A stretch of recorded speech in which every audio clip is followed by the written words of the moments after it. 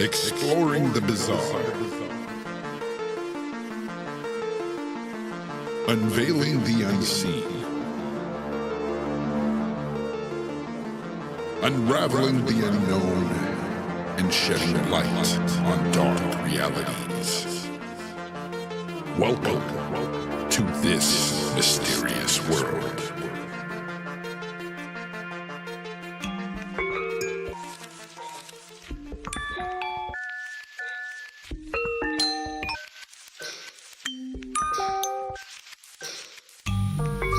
Welcome everyone to another This Mysterious World. I'm your host Jay Fonzarelli, and tonight I've got a great show for you. Got another great guest this week. Last week, of course, I couldn't be here. I had a family engagement, but it's good to be back. And I see everybody in chat. Thank you for being here live. We do this every Wednesday night here, live on YouTube. Now, again, wasn't here last week, but we've got some interesting stuff to go over tonight. We've got some emails. And again, like I said, we've got a great guest. But this guest, kind of like last week, maybe a little more so.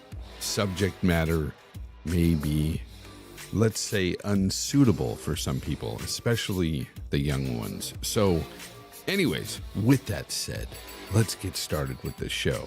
And of course, just like every other week, we start with the news that I call interesting, but some may call weird. The shape-shifting robots are here. Well, almost. Researchers at MIT are working on these robots they hope will be deployed in the healthcare field sometime in the future. Imagine slime-like robots that can manipulate themselves, squeezing into narrow spaces within the body to get rid of unwanted items. Well, MIT researchers have devised a groundbreaking control algorithm designed to facilitate the autonomous movement and shape adjustment of these types of robots. This algorithm enables soft robots to dynamically alter their shape to fulfill specific tasks, even necessitating multiple shape changes during those tasks.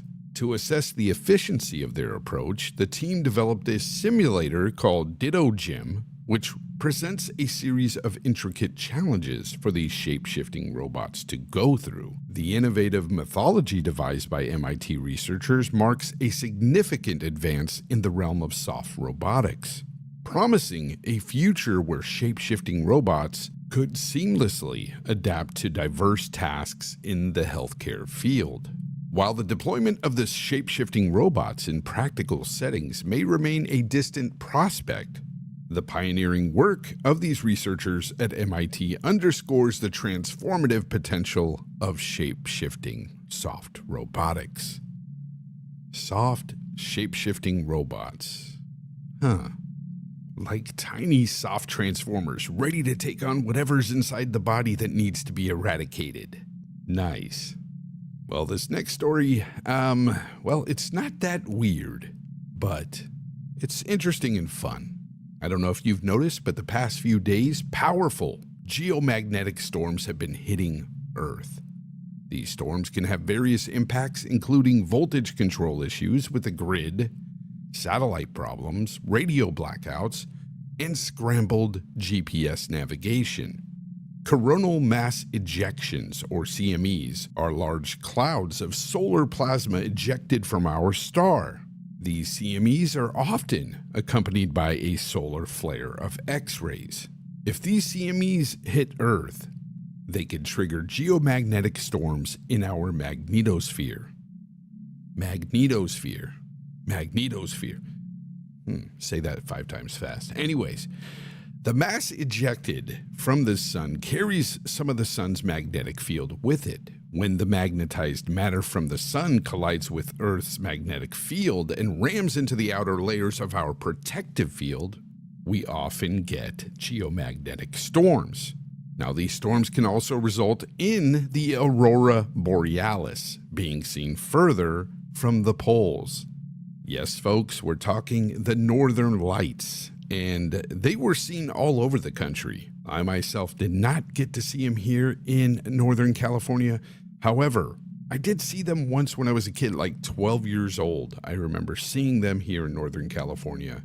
I didn't know what they were at the time. My neighbors didn't even know. It just saw this greenish glow going on, and we were just kind of spooked out by it, to be honest. And I think I was 12 years old at the time. So, but again, many, many moons ago. Let's just say that. But folks from all over the country have been taking pictures and videos of the aurora borealis, these northern lights, from their vantage points, from their homes, and it's been really beautiful sight to be seen for sure.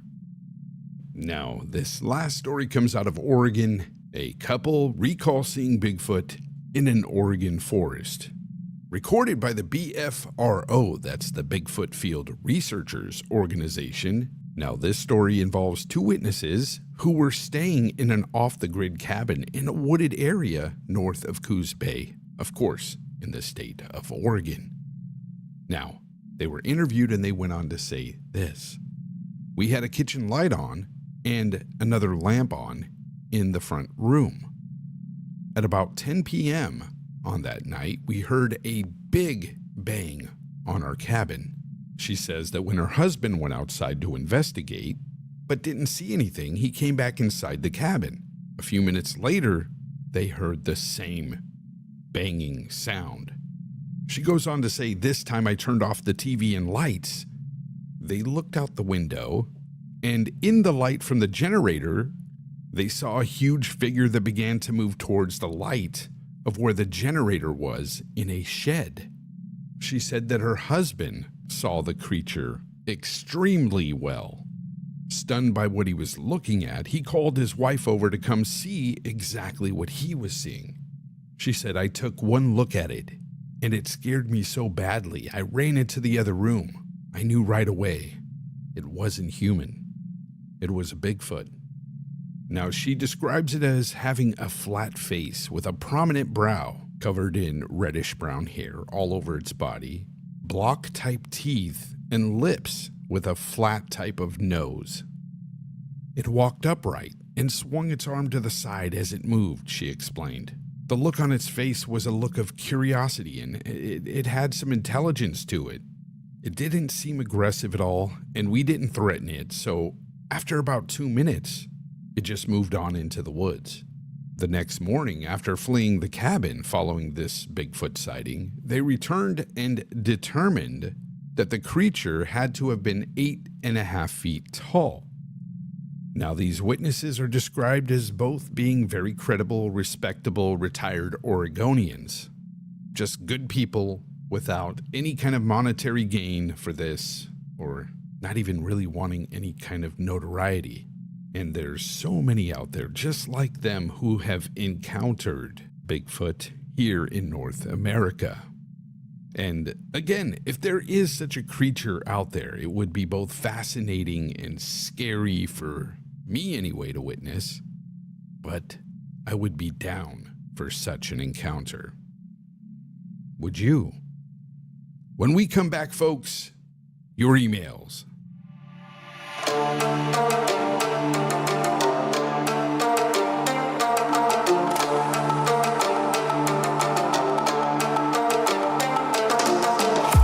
Interested in sharing your story?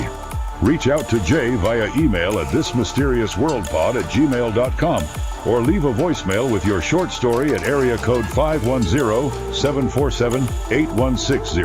Don't forget to include your contact details for a potential interview. Now let's return to This Mysterious World.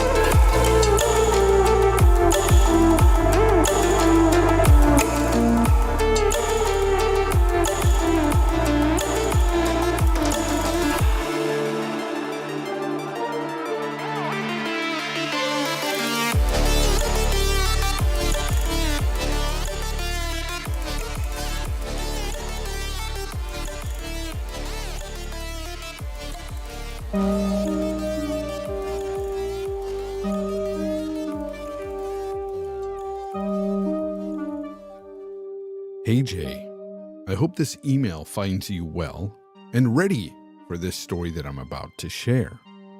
It's about a doll Oh, here we go. It's a doll, folks. Creepy already. Again, he says, it's about a doll my grandmother owned and eerie occurrences that used to happen when I would occasionally stay the night with her during the summers. I love my grandma, and as a 12-year-old boy, I loved being spoiled by her. The cookies she would bake for me, the staying up late that she would allow me to do, and just the love she gave me made me feel so special. And every chance I got, I would go visit Grandma. There was only one thing I disliked at her house. You see, Grandma had this antique doll that has apparently been passed down through our family over the generations. It used to sit in a cabinet in the spare bedroom, which just happened to be the spare bedroom that I would stay in when I stayed over at Grandma's. I am convinced that that thing was haunted. Even just walking past it, it seemed as if its eyes would follow you wherever you went. Now, aside from these dolls' eyes staring at me as I walked past, or at least it seemed that way, nothing ever really made me feel that the doll was haunted per se, at least at the start. Until one night, during a time I was staying with her for a week one summer, things took a turn for the downright scary. I remember waking up to what sounded like soft whispers, as if someone or something was in the room with me. I hesitantly opened my eyes, sort of just to peek in the direction of where the whispers came from. And the only thing I saw was the cabinet in the room in which the doll stayed in. On that second shelf, staring right at me, was this creepy doll. It was the middle of the night, and everything was pretty dark in the room, except for some moonlight that came through the window on the opposite side of where the cabinet was. And this moonlight just so happened to hit right on the doll. At this point, I shut my eyes really tight and was just trying to tell myself that it was all a dream and to go back to sleep. But then it happened. I heard a knock coming from the cabinet. Now I peeked one eye open, only to find that the doll had fallen on its side. I immediately jumped out of bed, ran into my grandma's room, screaming and crying and telling her about this stuff, and I'm a bit ashamed to say it, but it took her a while to calm me down. I mean, there was no explanation for this. There was no wind, no earthquake, no house movement at all. This just shouldn't have happened. After what seemed like an eternity, she brought me back to the room, opened the cabinet, put the doll back in its place, and just tried to reassure me that maybe it was just off balance a bit. It was a pretty old doll, so this kind of felt a bit plausible to me. So I got back into bed and fell asleep without further issue that night. As the nights went on, the occurrences grew more intense. I'd hear the whispers again, shadows would dance across the walls in the room, and strange noises echoed throughout the whole house. Even my grandmother started to hear some of these strange noises. But she would quickly explain everything away, saying this is just an old house, and those shadows I was seeing, well, that was just the moonlight pushing through the trees from the window onto the wall. On the third night, I remember going into her room and staying with her, telling her that I was just going to sleep in the floor of her bedroom instead of staying in that spare bedroom where all the creepy stuff seemed to happen the most. I stayed with her in the floor of her bedroom for a couple of nights, and then I decided, for some odd reason, I remember at the time I was a bit embarrassed about sleeping in the floor in my grandma's room. After all, my grandma didn't believe that the doll had anything to do with the strange noises, the whispers, the shadows, none of it. Well, that night, I got into bed around 11 p.m., and everything seemed fine until I was awakened by, you guessed it, whispers. I tried to tell myself, it's just a dream, it's just a dream, and tried to ignore the fact that I was not asleep. And then it happened. I heard a large thump come from the cabinet. opened my eyes to find the doll's head up against the glass of the cabinet, looking down straight at me. This time I yelled out for my grandma, and she came into the room and immediately looked at the cabinet, and I could tell by the initial expression on her face, it was that of fear. But then she looked at me and tried to explain it all the way again by saying that this doll couldn't support its own weight and this is what must have happened. But instead of just fixing the doll within the cabinet, she walked to the closet, pulled out a box, and proceeded to put the doll in the box and took it out of the room. The last few nights I was with her, the strange occurrences, the shadows, the whispers, everything that had happened seemed to just completely subside. When my grandma passed away a few years ago, we found the doll in her attic in that same box. Instead of passing it down to my daughter or giving it to my brother's kids, we decided to just completely get rid of it. There's no way I wanted any of that weirdness in my or any of my family's homes. We all agreed to get rid of the doll. So it's probably now haunting some landfill out there because we did throw it in the trash, but better the landfill than our homes. To this day, whenever I think back about those nights at Grandma's house, a shiver runs down my spine. Keep up the great work with this show, and here's to uncovering more mysteries that lurk in the shadows. Best regards, Keith. I want to thank you very much for that email, Keith. That was a good one, folks. What did you guys think about that? I think that was a very, very, very good story. Pretty creepy if that were to happen. I'll be honest. 12-year-old me, creepy doll in the room, head hits the front of the cabinet, staring right down at me. Nope. That's a nope. I'm staying in Grandma's floor. I'm staying on that floor. Well, folks, when we come back, a conversation with a hazmat biohazard specialist. And boy, does he have a lot to share. Right after this.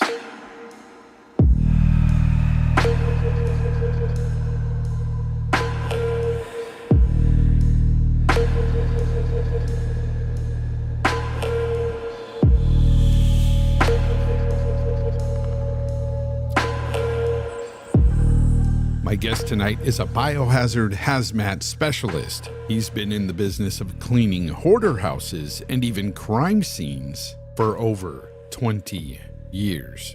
And he's got a lot to share with us tonight, including some strange occurrences that have happened on these scenes. Mike, welcome to this mysterious world. Well, thank you for having me, sir. Now, I've known you for a few years now. Not really this side of what you do. And I want you to tell my audience exactly what it is you do.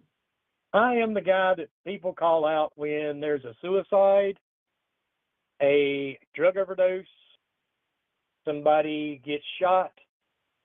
We do crime scene, trauma, and bio cleanups.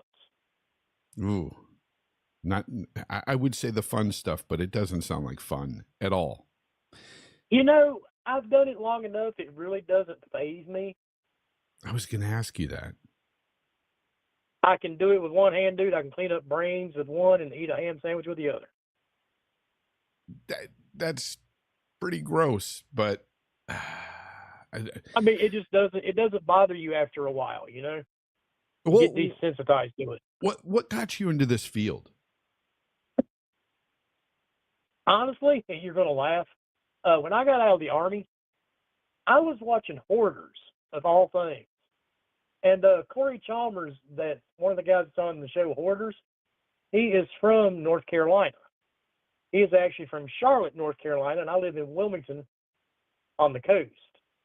I just started talking to Corey back and forth on social media, actually on what you used to call Twitter. And yeah, he was really super down to earth. You know, he was talking to me. He walked me through it.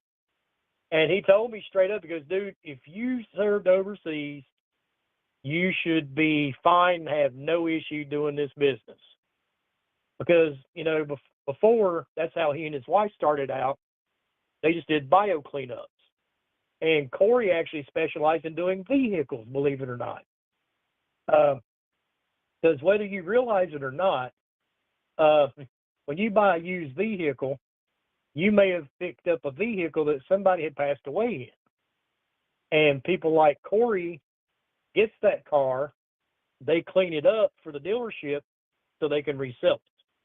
Wow. Yeah. Did not know that. So that's how I got into it after talking to Corey. And my wife even agreed, she goes, that'd be a really cool thing to do. And, 20-some years later, here we are. But Wow. it definitely has its entertaining moments. There's no doubt about that one. And I've seen some things that most people don't want to see. Yeah, we'll get into some of that. We'll definitely get into some of that. You'd be amazed.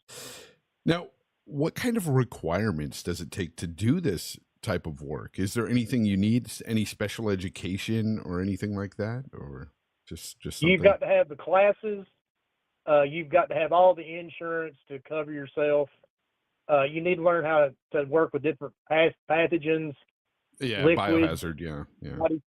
Yeah, dude. There's a list. Yeah, I could imagine. It's a long list too with the Biohazard cleanup. I'm sure all the different fluids and man, it's just so gross for me to even think about. And I'm sure the audience is thinking the same thing. But for you, it's like old hat. You've been doing this 20 plus years. You said, man, that's a long time. Yeah, it doesn't bother me anymore. So when you first started out, how did you mentally prepare yourself for that first, cleanup? Was there ever, can you tell me the first job maybe that really got to you or even I guess what I'm asking is, was there a job that you started maybe in the beginning that you were kind of not so okay with? Yeah. Ironically enough, when my wife and I started the company, of course, we needed a vehicle, to do the work with. It's not something, you're going to drive your regular SUV around in to do the work. And we went to a dealership, and I met this really nice guy, at the dealership, one of the salesmen, and we told him what we were looking for. He got me set up, got everything in line for us, and we bought the vehicle. And about 2 weeks, maybe 3 had passed, and we got a call from a rental company, and they said there was a really terrible odor. The neighbors were complaining about, an odor coming from the house next door. And these are all townhomes. So, there's 3 and 4 of them side by side. Well, they thought maybe a water leak or something had sprung in the property, and that's what the neighbors were smelling. So that's kind of what we were going in for. But at the moment, I walked into a bedroom, and there is blood and brains just all over the ceiling, the walls, the bed, just everywhere. And after looking around the room, because at that moment you step out really fast, you go put on protective clothing, or as we just call it, your PPE. And when I came back into the room, I was looking around on the walls, and ironically enough, it was the same salesman that sold us the service vehicle. Oh, wow.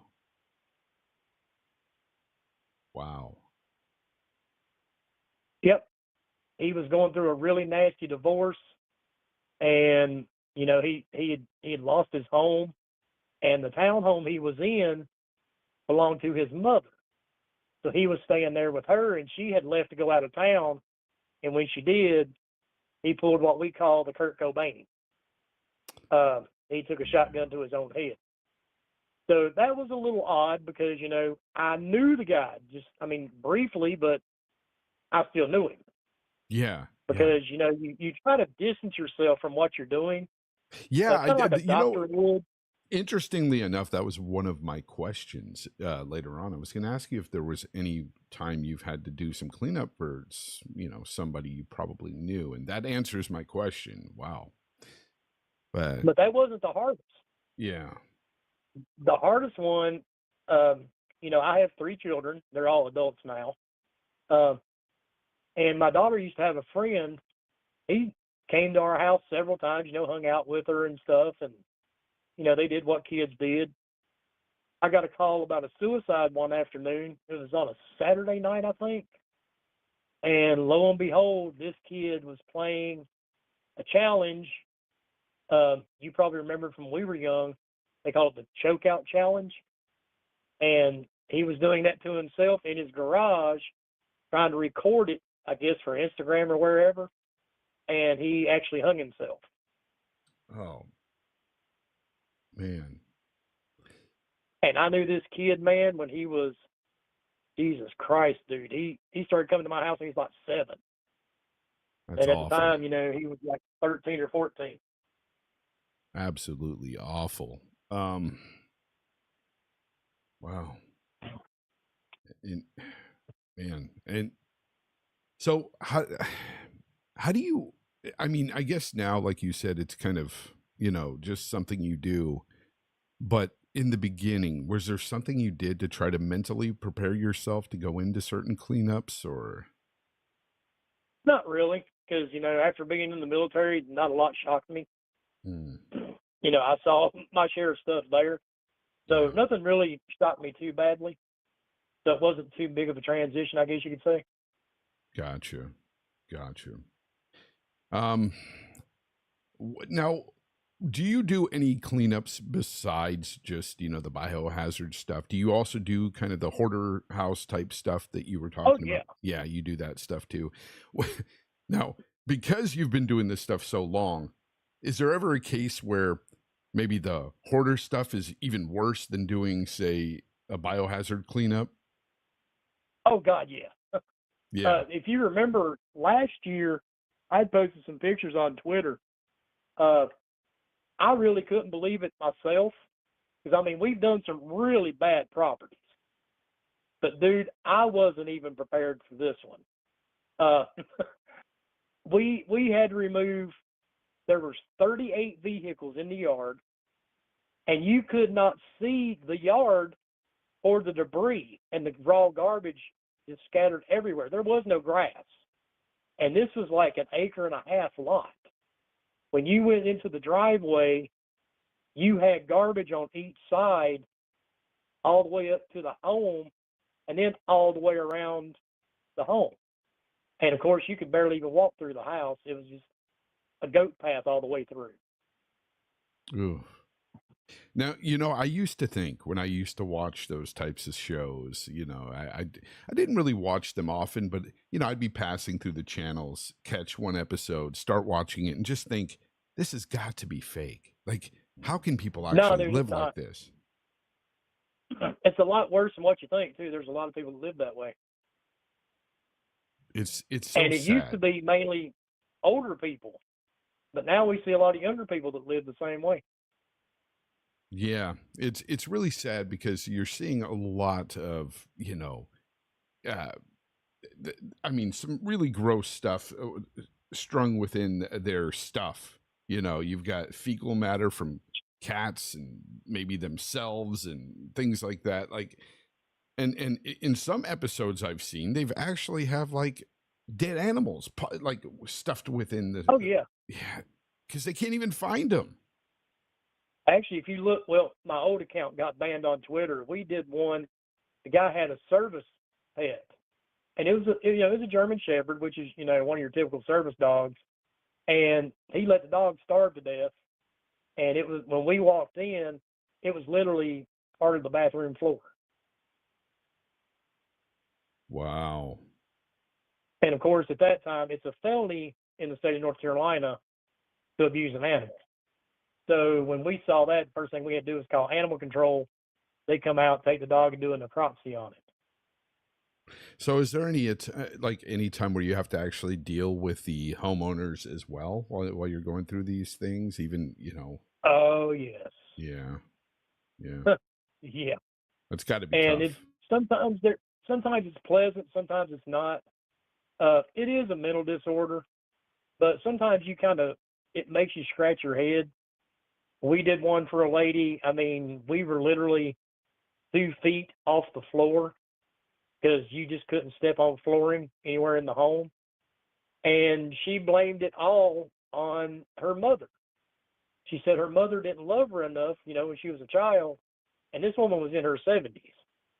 And I'm sitting there thinking to myself, over time, you think you just kind of get over that. But I guess some people don't. Yeah. Yeah. It's tough because, I can't fathom people living like that, but I mean, it happens, and it's just unfortunate, but it's good that there's people out there like you and your wife that actually do this kind of thing. This is something that's necessary for sure. So what would you say is probably one of the wildest, homes you've had to clean, whether it was biohazard or hoarding? What was one of the craziest? God, that's really hard. There's been so many, right? Man, there's just been, it's it's hard to narrow it down to one. Good God, Jesus. One that we did that really comes to mind. The lady, not trying to be mean, she was obese, quite obese, actually. She lived alone, and I guess she didn't really have any family. She was getting out of her shower and fell. Oh. When she fell, she wedged between the toilet and the shower, so she couldn't get up. She laid there and passed away. She had Wow. probably been there the better part of 2 months when we were called. And literally, if you've never seen a body decompose, it's not a pleasant sight, and it definitely doesn't smell well. The gases from her body and the body juices were literally running outside the home down the wall. I heard they penetrate like that. And when you go into cleanup, is it true that you've got to actually like take tiles up and floorboarding and stuff like that? It depends on how long they've been there, but a lot of times you have to gut the entire room. Wow. And in this case, probably one of those times. Oh, it was. We took out the entire bathroom and part of the exterior wall. But the bad part is you can't take that stuff to the landfill either. You have to carry it to a containment center. That's not something you want in a landfill because It's people actually go through the trash, dude, and take stuff out. For sure. And you don't know what that person may be carrying. But I think one of the overall strangest, I got called to the lady had hepatitis C. And she literally, and it had to have been sad. I felt bad for her, and I didn't even know the lady. Just looking through the home, she started basically puking up blood and spitting blood in her bedroom and her bathroom. I mean, the floors are literally almost covered. And she had a trail going all the way out to the front porch where she met the EMS. Oh, man. But as far as funny, if you can actually find humor in this, we got called for a attempted suicide. And this is, a suicide call was in a set of, it's public housing. And the guy had came home and caught his girlfriend with another guy. And this dude was young, man. I'm talking like he was 23, 24 years old. Well, his idea was to scare her, and I don't know why this came to mind, but he decided to put a pistol to his head. When he shot himself, he lived. It didn't kill him. And this guy, man, ran into the shower which I have no idea why he thought of a shower. He jumps in the shower, turns on the water, starts screaming because I know that shit had to hurt. Freaks out, runs through the house, man, just bleeding all over the place, freaking out everybody else in the house. And when they called 911, he ran outside and jumped into the back of the ambulance. But what made it weird, when the management company got there, to meet us outside, because the people couldn't go back into the house until we cleaned it up. Yeah. The guy's girlfriend didn't skip a beat, dude.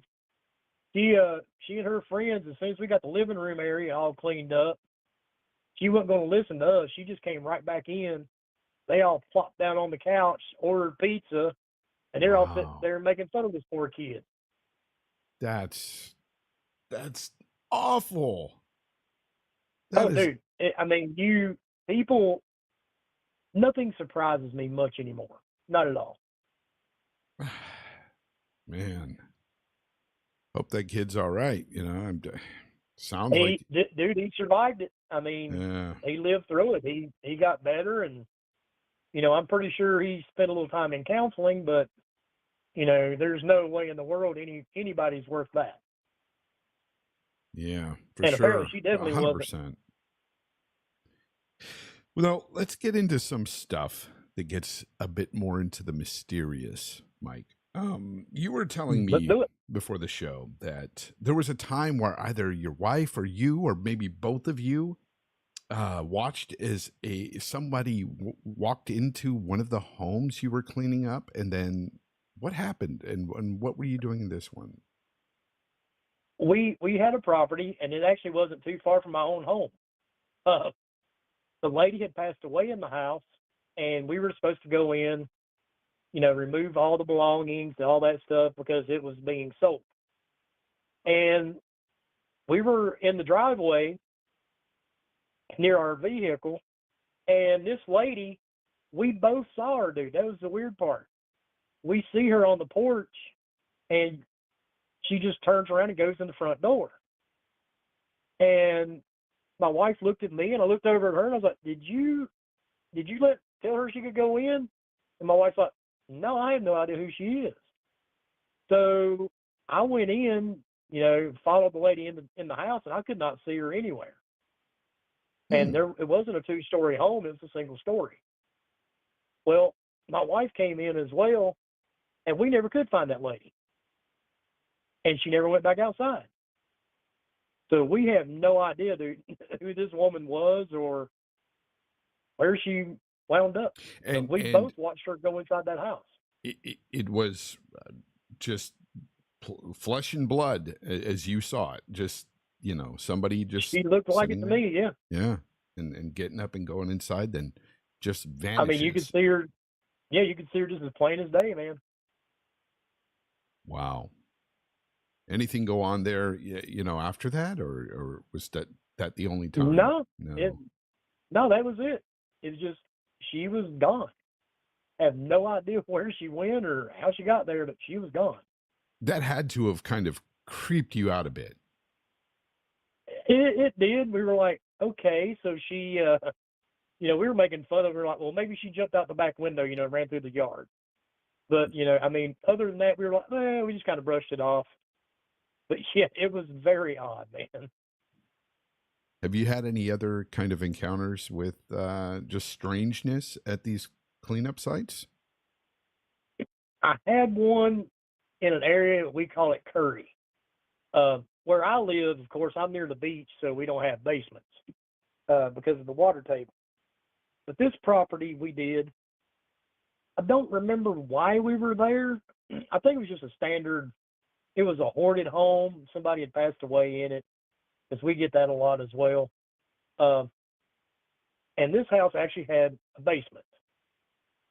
And of course, for whatever reason, the people were pulling the kitchen cabinets off the walls in the kitchen and putting them in the basement. No idea why.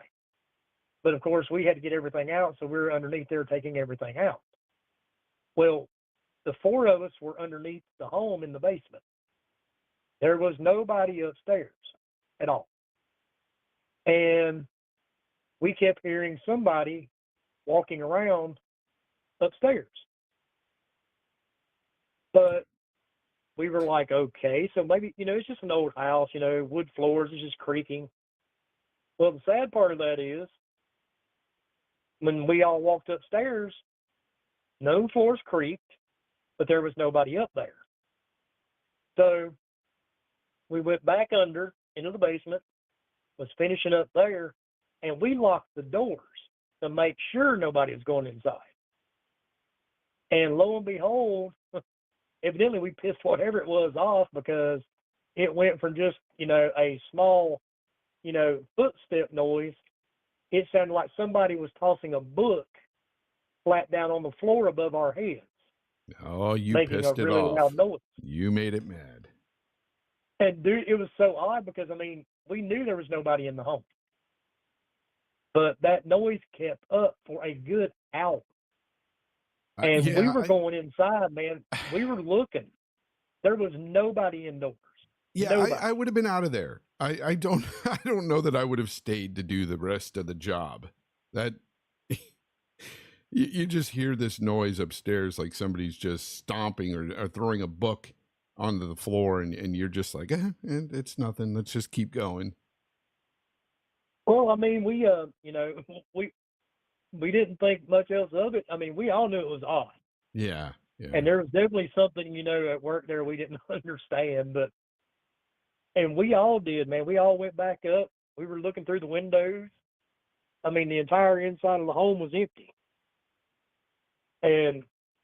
But we still, it was still going on above our heads. Wow. Yeah, no. Ah, man. So pretty much, was the lady that walked into that one house, was that the only time you actually saw something kind of strange like that? No. We had another one, and this one, there were 4 of us at the property. I remember it very well. We did it on a Saturday. And this was probably 10 years ago.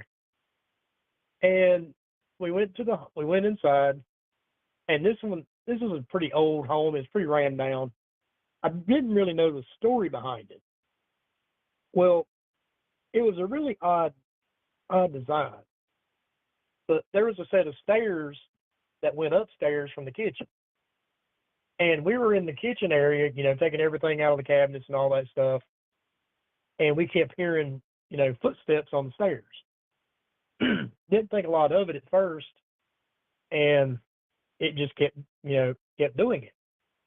And we were all looking at each other, and I looked over at John, one of my guys, and I'm like, dude, who is that going up and down the stairs? And John's like, man, I don't know. Hang on, I'll be right back.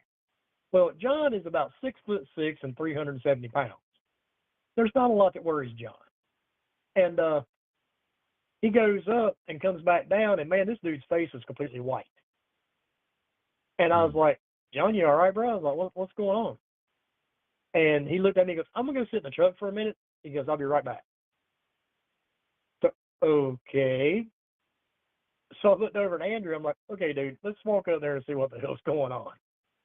And we walked upstairs. We kept hearing the noise, but we never could see anything at first. Well, the house wasn't very big, but it was 2-story. And once you were upstairs, there was only one way back down, and that was the staircase. So we're walking back towards the staircase, and we could see something sitting on the stairs.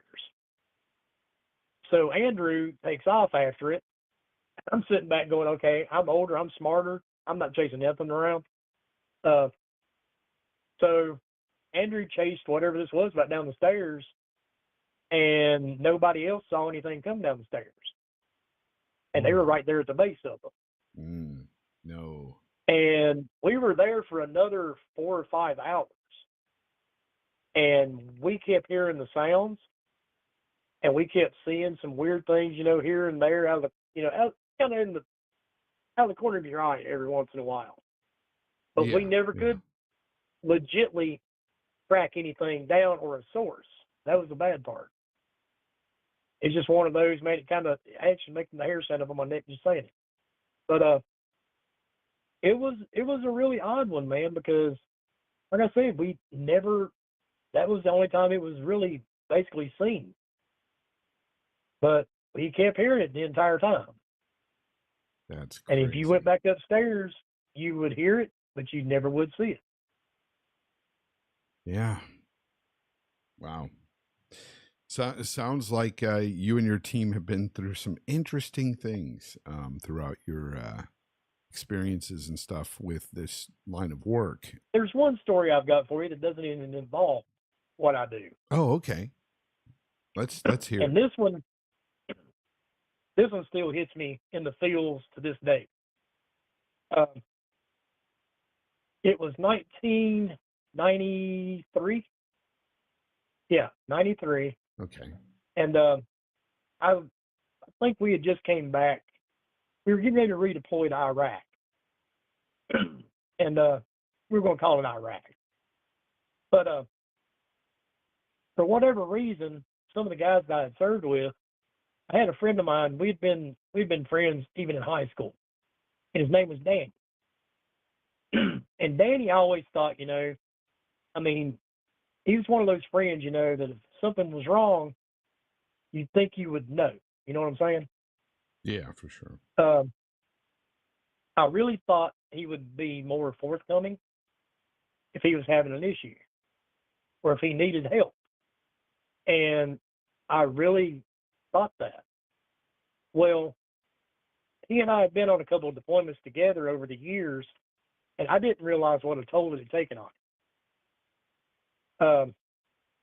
And I know everybody, doesn't like to hear about it or whatever, but we were on base, and it was the oddest thing, and it's one of those, dude, you really don't think about until it happens. You really don't put a lot of thought into it. But Danny had walked in, and he came over. He patted me on the back. He goes, "I love you, brother. I always will, man." And he goes, "Keep up the good fight." And I was like, "Okay, bro, whatever, man. Just blow it off. You just think he's being stupid, right?" Mm-hmm.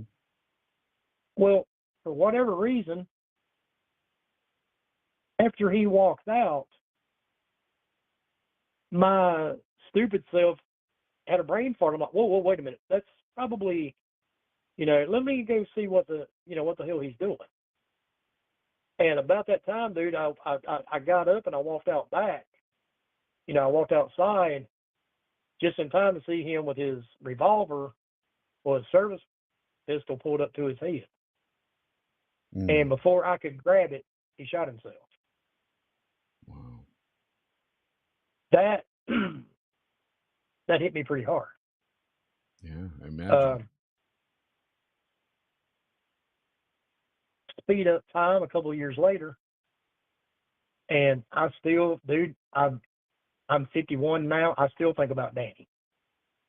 That's never going to change. I still see it just like it happened yesterday.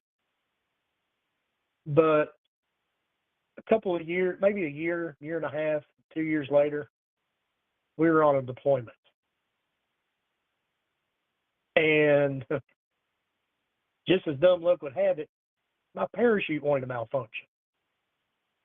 My T-10 and my reserves did not want to deploy on time. They were, for whatever reason, I don't know if the line was tangled or what was going on, but I was falling to earth a little bit quicker than I should. And, at the time, you were taught, to not to land. If you're coming in hot, don't land on your feet because your ankles and your legs just can't take that stress. So you're taught to kind of lay on your back or to fall and just drop onto your back. If that makes sense. Well, I still came in way faster than I should have. And when I did, my left leg just crumbled. It broke. I don't remember how many different places. My head hit. Luckily, I was in sand. My head hit, split my head open. And I remember waking up just for a couple of seconds, and I knew I was in pain and I knew I was in trouble. And Danny was standing there. And I'm here to tell you, dude, I don't know if it's from the trauma. And it may have been. You know what I mean? It may have been trauma. But Danny was standing over top and he goes, brother, you're going to be fine. And he goes, you got this. And man, I'm here to tell you, dude, he was standing there. Yeah. There's no ifs, ands, or buts. And I'm gonna be honest, I'm not religious. I don't believe in the afterlife or any of that stuff.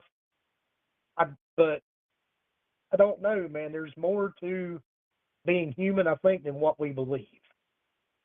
For sure. Because I just don't have any other explanation for it. For sure. But he was standing there. I could have reached out and touched him. That's how real he was. That's an incredible story. Thank you for sharing that. And like I said, that's not anything that anybody's ever heard, you know, from me on social media or even, you know, on any the hundreds of podcasts I've been on. But that has always stuck with me, dude. And it just, and I don't think it was just, you know, I mean, it could be trauma, who knows, you know, but I mean, I could have reached out and just grabbed him. The mind is an interesting thing. I do believe that we probably don't fully know what we are all capable of. And it's just, it's one of those mysteries, you know, and you will probably never know what exactly was going on, but you know what you saw. And it seemed no doubt about 100% real to you. And that is incredible. For sure. Mike, thank you for spending time with us tonight and giving us, you know, sharing stories and experiences that you've had in your life and also especially in your line of work. I appreciate your time. And I appreciate you having me. Thank you. I know you told your friend you're not okay.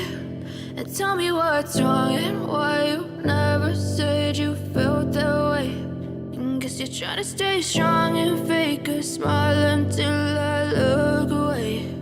But I've known you too long, it hurts to watch your blue eyes fade to gray as you fade away.